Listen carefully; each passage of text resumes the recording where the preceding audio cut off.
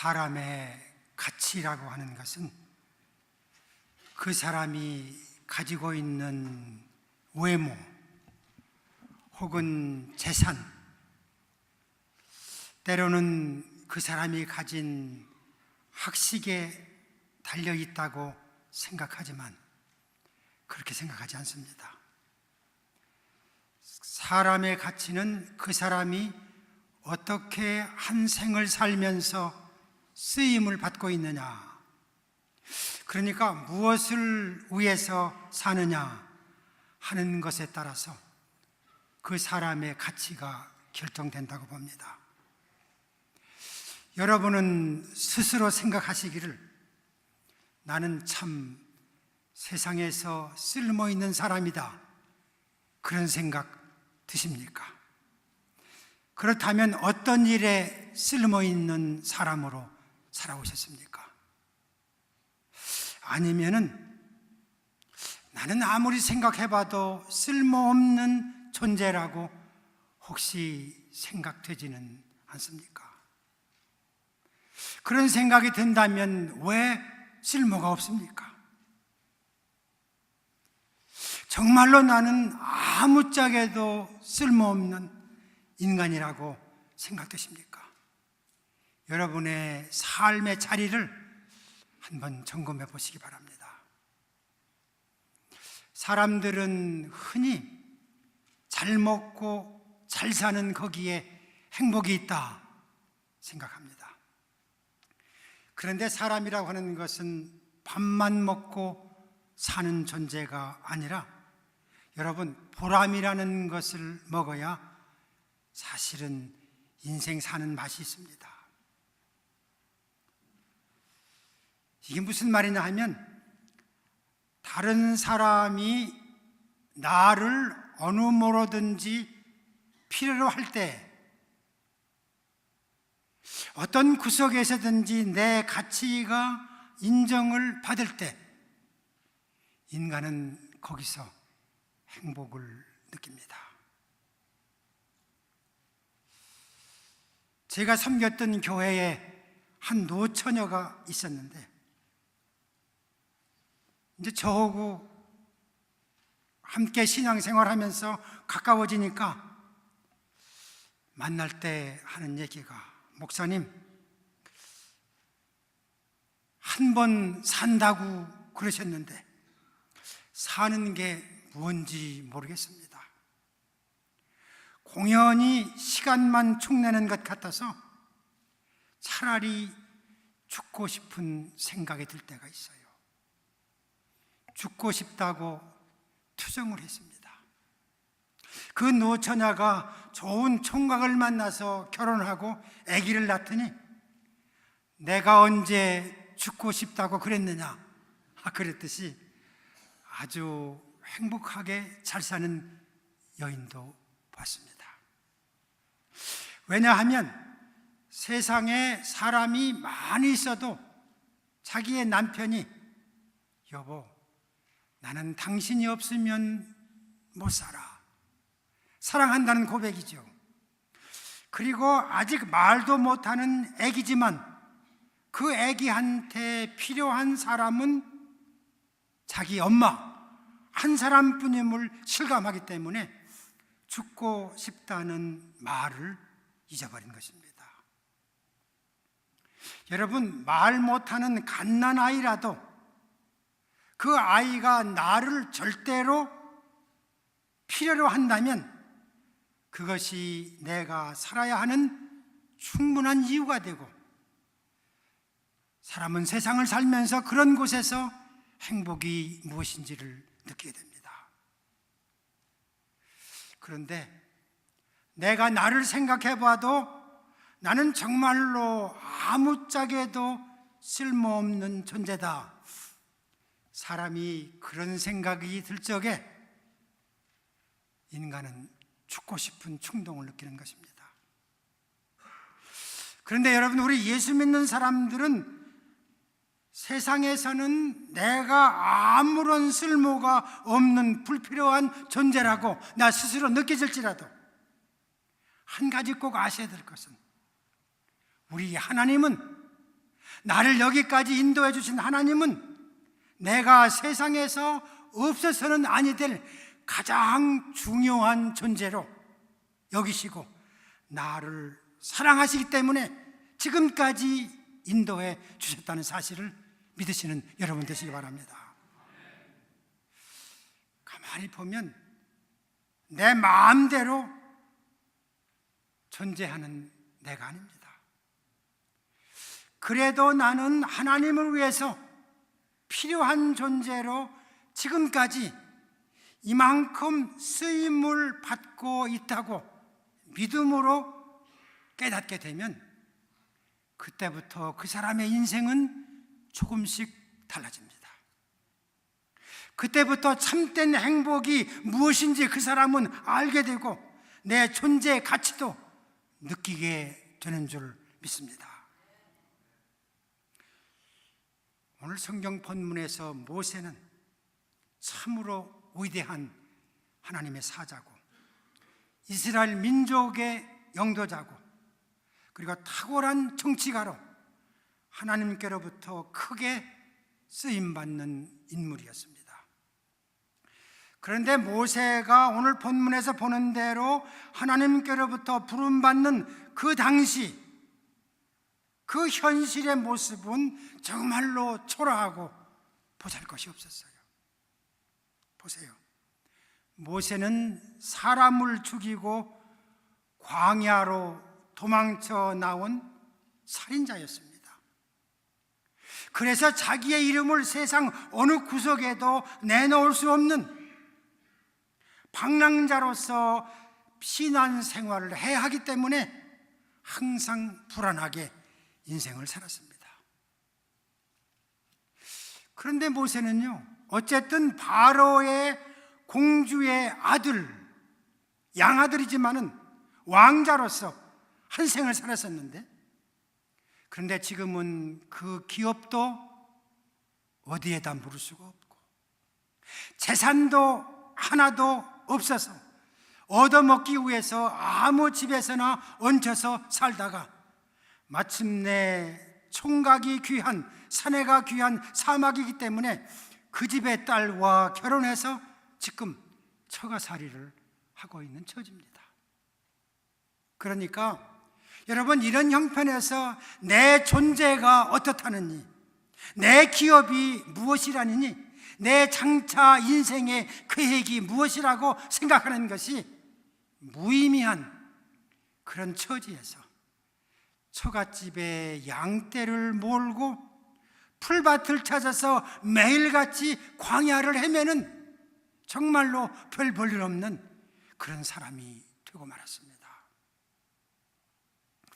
그래서 모세는 미디안 광야에서 그렇게 40년을 목자로서 처가살이 하면서 살아온 세월이 이제는 그 나이가 80 노인이 되었습니다. 이제는 그 생활에도 이력이 생겼고 그동안의 실패와 좌절로 인해서 지금은 다른 의욕도 없습니다.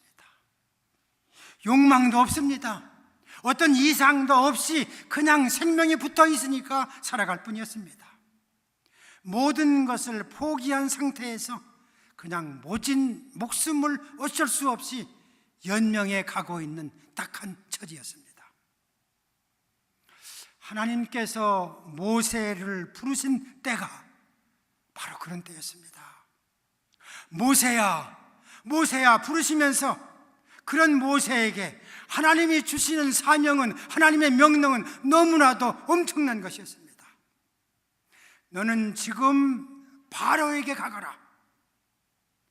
내 백성 이스라엘 민족 장정만 60만 명, 다 합치면은 아마 200만 명이 넘는 엄청난 그 민족들을 그 애굽에서 끌어내서 가나안 땅으로 인도하라는 상상할 수 없는 명령이었습니다. 모세가 깜짝 놀라서 하나님, 내가 누군데 지금 바로에게 가며 그 많은 이스라엘 민족을 애굽에서 인도하여 낼 수 있단 말입니까? 하나님, 내가 누군지 누구보다도 하나님은 나를 지금 잘 아시지 않습니까? 나는 형편없는 도망자요, 마지못해서 광야에서 40년을 살아온 초라한 인간입니다. 하나님이 맡기시는 사명이 너무나도 막중한데 나는 지금 너무나도 형편없는 인간이라고 하는 말씀인 것입니다. 이 모세의 고백은 조금도 지나친 겸손이 아닙니다. 그냥 의식적으로 자기를 비하하는 그런 얘기도 아닙니다. 자기의 모습을 그냥 있는 그대로 적나라하게 바르게 고백할 뿐이었습니다. 여기서 한 가지 짚고 넘어가야 할 사실은 모세가 하나님께 간절히 소원을 아랜 것이 아니었습니다. 하나님, 이 불쌍한 백성, 애굽에서 430년 동안 노예로 살아온 이 백성을 나로 하여금 구원하게 해주세요 기도한 것이 아닙니다. 하나님이 이 위대한 일, 이 민족의 지도자가 되어서 이 백성을 구출해 주세요 기도해서 하나님께서 응답해 주신 것이 아니란 말씀인 것입니다. 그러니까 사람이 주도하고 하나님이 응답해 주셨다는 얘기가 아니에요. 오늘 본문 말씀의 중심은 하나님께서 강권적으로 역사하시고 그냥 모세는 하나님의 손에 단지 붙들려서 쓰임받고 있다고 하는 사실입니다. 하나님의 놀라운 큰 경륜 속에서 모세가 하나님께 고용되어서 하나님의 도구로 쓰임받고 있는 사실을 말씀하고 있습니다. 사실 모세의 인생은 이렇게 부름을 받는 그 순간부터 완전히 달라지기 시작했습니다. 버려졌던 과거의 엄청난 일들, 이제는 잊혀졌던 옛날 일들, 이런 것들이 새로운 의미를 가지고 모세에게 지금 다가오고 있는 것입니다. 생각해 보세요. 그가 출생해서 갈대 상자에 집어넣어져서 나일 강변에 버려지지 않았습니까? 다행히도 바로의 공주에게 발견돼서 40년 동안 공주의 아들로서 애굽의 궁전에서 자라면서 애굽의 모든 문물을 공부하고 습득해서 지도자로, 정치가로, 학자로 훈련을 받는 것이, 여러분, 이게 우연한 사실이 아니지 않습니까? 하나님이 모세를 쓰시기 위해서 그를 붙잡아 주시고 인생의 교과 과정, 커리큘럼 속에서 그를 양육하신 것 아닙니까? 그리고 이후야 어찌됐든 모세는 광야로 쫓겨납니다. 거기서 모세는 양떼들을 치면서 공주의 아들로 살면서 가졌던 그 큰 꿈, 이상, 하면 된다는 집념, 이제 이런 것들이 다 깨지고 꺾이고 찢기고 코가 땅에 닿도록 낮아지고 완전히 자기를 버리는 체험을 그 광야에서 하게 됩니다. 모세의 운명이 양치는 목자로 양을 사랑하면서 양지기로 양들과 함께 살아갑니다. 여러분이 양이라고 하는 것은 깨끗하고 좋고 단순한 짐승이라고 좋아하지만, 우리 예수 믿는 사람들을 양떼로 비유하지만, 양은 순환 대신 고집이 엄청나게 세답니다. 그리고 미련하기가 짝이 없답니다. 멀리 보지를 못하고 눈앞에 있는 자기 먹이만 보면서 가다가 금방 눈앞에 낭떠러지 떨어지면 죽는데 먹이만 보고서 그냥 거기로 가는 미련한 짐승이 양떼랍니다. 모세는 실제로 이 미련한 양떼를 치면서 많은 생각을 하게 됐습니다.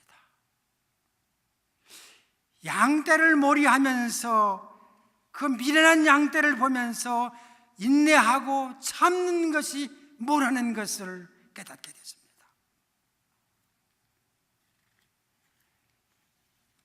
무서운 양떼들이, 무서운 이리들이 양떼를 공격해올 적에 그 양떼를 지키기 위해서 자기의 생명을 내놓고 싸워가면서 그 양떼를 사랑하는 것을 배웠습니다.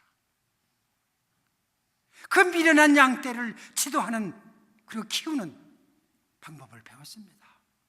여러분, 이런 광야의 생활이 우연한 것이 아니었습니다.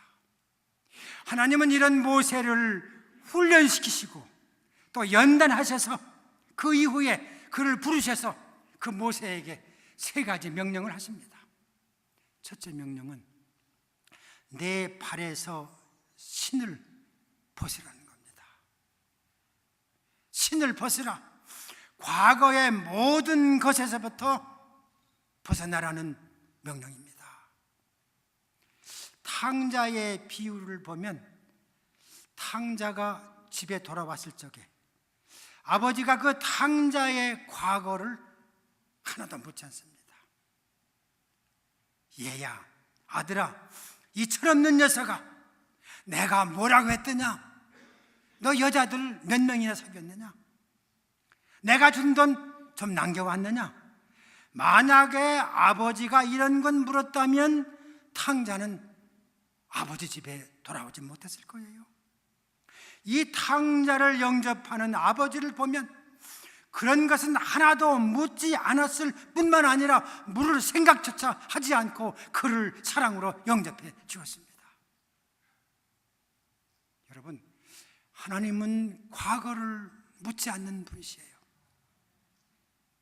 하나님도 묻지 않는 과거인데 어떤 때 보면 우리가 사랑하는 이웃들을 함께 신앙으로 살고 있는 성도들의 과거에 매여서 남을 비방하고 조롱하고 평가하지는 않습니까? 혹은 자신의 부끄러운 과거를 붙들고 고민하고 좌절하지는 않습니까? 과거를 깨끗하게 청산하시기 바랍니다. 과거와의 관계를 끊지 못하면 영원한 거기에, 영원한 과거에 머무르는 존재가 되어버리고 맙니다. 그러면 여러분, 그런 사람 희망이 없어요. 교회가 그렇다면 그런 교회 말썽만 무성하지 자라나지 않습니다. 부흥되지 않습니다. 이스라엘 백성들이 애굽에 와서 광야를 40년 동안 배회하고 천신만고 끝에 요단강을 건너서 가나안 땅으로 입성을 합니다. 그런데 그 땅에 들어가려면 애굽에서 신었던 노예의 신발을 벗어버리고 맨발로 요단강을 건너야 되는 줄 믿습니다.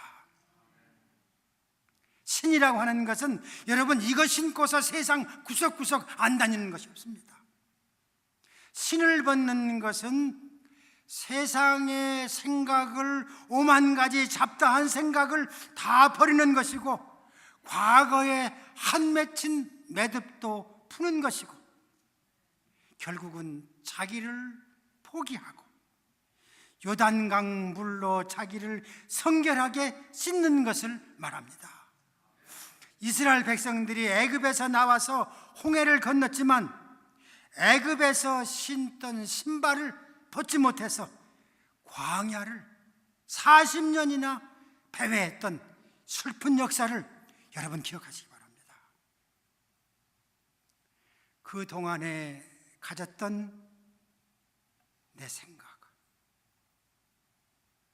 내 가슴 속에서 요동쳤던 많은 감정들, 살아왔던 습관들,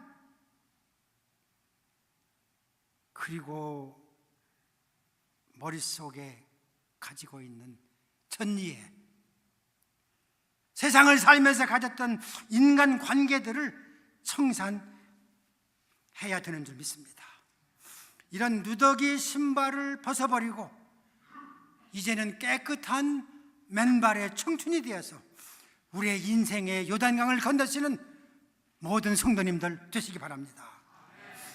요단강은 이런 신을 벗은 후 자기를 포기한 자만이 건널 수가 있는데, 요단강을 건너야 여러분 허락하신 새 땅에, 약속의 땅, 젖과 꿀이 흐르는 땅에 들어갈 수 있는 줄 믿습니다. 오늘 본문도 하나님께서 모세를 부르면서 과거와의 관계를 끊으라고 명령하시는데, 그 얘기가 내 발에서 신을 벗으라 5절에 나온 말씀입니다. 이 말씀을 가만히 그리고 잘 생각하면 지난날에 가졌던 얼마간의 성공을 가지고 내가 무슨 큰 일이나 한 듯이 여러분 교만해서도 안 됩니다. 그렇다고 실패했다고 좌절하거나 자포자기해서도 안 됩니다. 이런 불신앙을 다 끊어버리라는 말씀인 것입니다. 그 다음 모세는 하나님, 80이 다 된 노인이 이제 와서 어디 가서 무슨 일을 하겠습니까? 그냥 이대로 가만히 살다가 죽도록 내버려 두세요. 현재에 안주하려는 지극히 이기적인 생각을 모세는 그때 가지고 있었습니다. 그러나 하나님은 그러는 모세에게 내 발에서 신을 벗으라, 모든 과거의 잘못으로부터 완전히 끊어버리고 다시 새롭게 출발하라는 지엄한 하나님의 명령인 줄 믿습니다. 그런데 모세가 이렇게 하나님과 대면해서 신발을 벗고 새 인생을 출발한 이후에도 그 다음 40년을 보면 모세의 옛버릇 혈기를 불식간에 부린 적이 있었습니다. 민수기 20장을 보면 백성들이 물이 없다고 심하게 투정하고 원망하고 불평했습니다.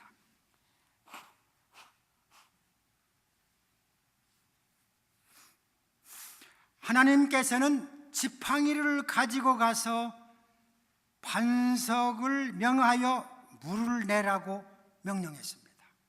그때 모세는 백성들에게 화가 나서 투정하고 원망하고 불평하는 백성들이 mit살스러워서 혈기를 부리면서 패역한 자들이요 하면서 지팡이로 반석을 2번이나 내리쳤습니다.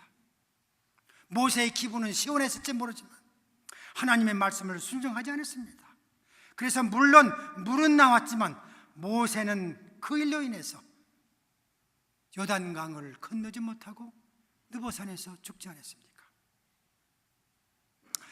우리도 그동안 누더기 신발을 신고 세상을 헤매던 여러분 과거의 신을 벗고서 새 출발하시는 이 자리가 되시길 바랍니다. 여러분, 내 고집, 누가 뭐라 해도 이대로 나간다는 내 고집, 철통같이 막혀있는 내 편견, 감정, 시기, 질투의 신발, 세상 욕망에 붙들려서 한없이 방황하던 신발을 이제 벗어버리고 여러분, 이제는 믿음의 주여 우리를 온전케 하시는 주님을 보고 앞을 향해 나가시는 우리 주님에게 성도님들 되시기를 주의 이름으로 축복합니다. 두 번째 명령은 믿으라는 것입니다. 하나님의 그 큰 능력, 엄청난 사랑, 신비한 지혜, 구원의 약속을 이제는 확실히 믿으라고 하십니다. 여러분, 성경에 믿으라는 말이 얼마나 많습니까? 성경 속에 나와 있는 그 많은 이적들 혹은 환난과 역경은 무엇을 의미합니까? 세상 것이나 사람은 믿을 것이 못되고 하나님만 믿어야 한다는 사실을 성경의 모든 사건을 통해서 줄기차게 우리들에게 말씀하고 계시지 않습니까? 요셉은 아버지 야곱으로부터 넘치는 특별한 사랑을 받았습니다. 이 사랑 때문에 열한 형제의 미움을 받아서 이스마엘 상인들에게 노예로 팔려서 애굽에서 종살이를 하는데, 그 집의 주인의 총애를 받았지만 젊은 그 집의 아내 때문에 억울하게 옥살이하면서 많은 고생을 했습니다.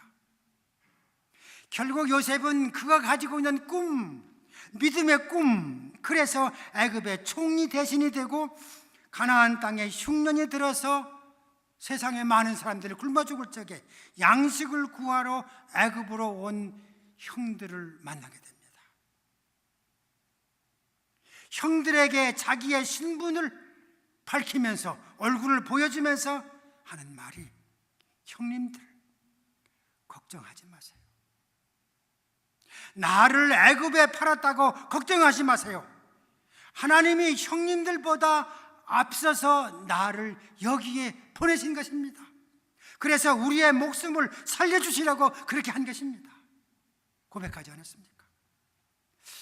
저는 이 말씀을 보면서 요셉이 위대한 것은 총리라고 하는 높은 지위가 아니었습니다. 그게 오묘한 지혜가 아니었습니다. 나를 이곳에 보낸 것은 형들이 아니고 하나님의 섭리라고 하는 그의 믿음인 줄 믿습니다. 만약에 우리도 여러분 불행한 시간이 있었다면, 내가 인생을 살아오면서 한 번밖에 살지 않는 이 귀한 인생인데 내 인생 삶 가운데서 불행한 일이 있었다면, 그 일을 통해서 하나님은 나를 훈련시키시고 나를 강하게 만들어주시고 하나님은 나를 축복해 주신다고 믿을 수 있는 여러분들 되시길 바랍니다. 여러분, 폭풍으로 뽑힐 듯이 뿌리째 흔들리던 나무가 털을 잡으면 더욱 든든하게 자리가 잡혀서 커가듯이 우리의 믿음도 그렇게 될 줄 믿습니다. 예수님은 내 믿음대로 되리라고 했습니다. 사도 바울은 하나님을 사랑하는 자, 그 뜻대로 부르심을 입은 자에게는 모든 것이 협력해서 선을 이룬다고 했습니다. 하나님이 나를 사랑하셔서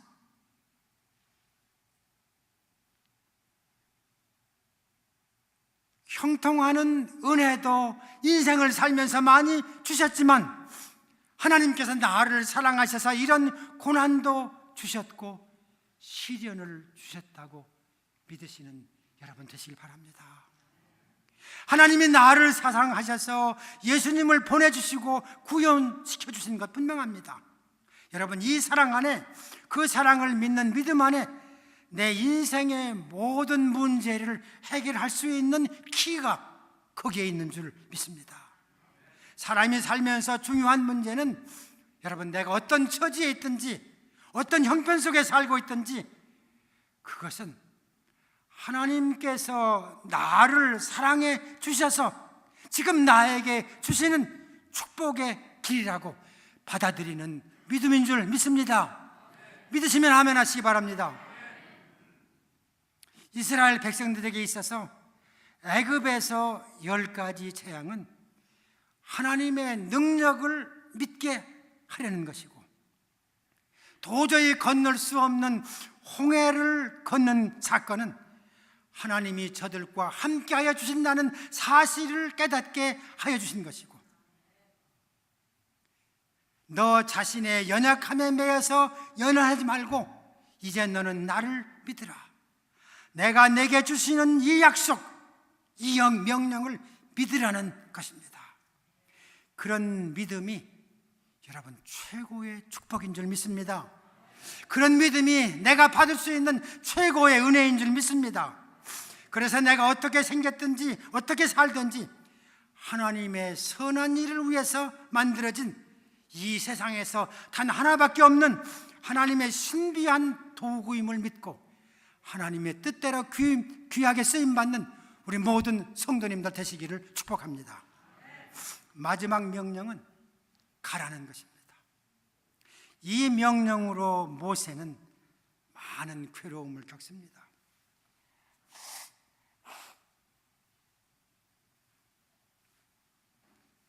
죄송합니다. 나이가 들으니까 이 콧물 컨트롤이 마음대로 되질 않습니다. 가라고 하시니까 모세가 하나님, 나는 빈손이요, 나는 아무것도 가진 것이 없습니다. 내가 간들 누가 나 말을 믿겠습니까? 어디로 가란 말입니까? 그러나 모세의 본심은 내가 사람을 죽이고 도망쳐 나온 그곳을, 하나님, 내가 어찌 그곳으로 되돌아갈 수가 있겠습니까? 다른 곳이면 몰라도 애굽에는 바로가 있는 그곳에는 정말 난 갈 수가 없습니다. 그 얘기 아닙니까? 사실 하나님이 왜 모세의 그 난처한 사정을 모르겠습니까? 그럼에도 불구하고 하나님은 모세에게 그곳으로 가라고 명령하십니다. 이 말은 너한테는 능력이 없지만 내가 너와 함께한다, 그러니 가라는 명령입니다. 절대 순종말을 하나님은 요구하시는 줄 믿습니다. 그래도 모세는 내가 그곳을 어떻게 가느냐, 하나님 아시는 대로 나는 말재주가 없잖아요. 그러니까 하나님은 모세에게 크게 화를 내시며 책망하시는데, 사람의 입을 지은 자가 누구냐? 가라면 갔지 왜 그렇게 말이 많으냐? 왜 내 몸을 그렇게 도사리느냐? 내가 필요한 것은 내가 다 줄 것이다. 하나님은 가라는 명령을 통해서 순종만을 요구하시는 줄 믿습니다. 여러분, 믿음이란 마음으로 믿는 것이죠. 생각으로 긍정하는 것이죠. 감정으로는 기뻐하시는 것이죠. 그러나 그것보다 더 중요한 것은 행동으로 순종하는 것인 줄 믿습니다. 충성된 종이 되어 순종하시는 여러분 되시길 바랍니다. 성도를 다른 말로 하나님의 종, 그렇게 부릅니다. 종, 슬레이브. 여러분, 종한테는 자기 감정이 없습니다. 그런 거로 말씀에 순종하면서 기분 나쁘다, 이게 뭐야, 왜 나를 알아주지 않느냐, 이런 이야기는 종으로서 하면은 안 되는 얘기입니다. 종은 명령에 순종함에 있어서 내 존재가 보이지 않아야 되는 줄 아시기 바랍니다. 가라는 절대적인 명령에 온전히 순종을 요구하시는 하나님이신 것을 여러분 믿으시기 바랍니다. 또한 약속하시기를, 내가 정녕, 마지막 절의 본문, 너와 함께 있으리라. 이게 무슨 말이에요? 내가 너와 함께 하는 거로 내가 하는 모든 일이 곧 내가 하는 일이다. 이렇게 믿고 나가서 일하라는 이 말씀 믿을 수 있는 여러분 되시기 바랍니다. 내가 내 지팡이와 함께 할 것이요, 내 명예와 함께 하신다는 약속이 아닙니까? 너를 거스리는 자, 그리고 너를 거스리는 자는 나를 거스리는 자요, 내게 순종하는 것은 내게 순종하는 것이요, 너를 높이는 것은 나를 높이는 것이요, 너를 모독하면 나를 모독하는 것이라, 그렇게 말씀했어요. 실제로 출애굽의 역사에서 그런 일들이 이루어지지 않았습니까? 모세를 배반하고 원망하며 불평하며 비난했던 많은 사람들이 심판을 받아서 병으로 고생하고 뱀에 물리기도 하고 많은 사람들이 죽지 않았습니까? 그래서 하나님은 말씀하시기를, 내가 너와 함께 할 것이다. 내 존재와 함께하고 내 명예와 함께하고 내 이름과 함께할 것이다. 이 엄청난 말씀을 이 시간 여러분도 믿을 수 있기를 바랍니다. 오늘 우리도 이것을 잊지 말아야 됩니다. 모세와 함께 하셨던 하나님께서 오늘 나와도 함께 하시는 줄 믿고, 여러분, 세상이 어떻든, 지금 내 환경이야 어떻든, 이스라엘 백성을 가나안으로 인도하신 하나님께서 오늘 내 형편과 처지를 따라서 우리를 가나안 땅으로 인도해 주신다는 약속을 믿으시는 여러분 되시기 바랍니다. 그리고 모세가 참으로 위대한 일을 했지만 그것은 모세가 한 것이 아닙니다.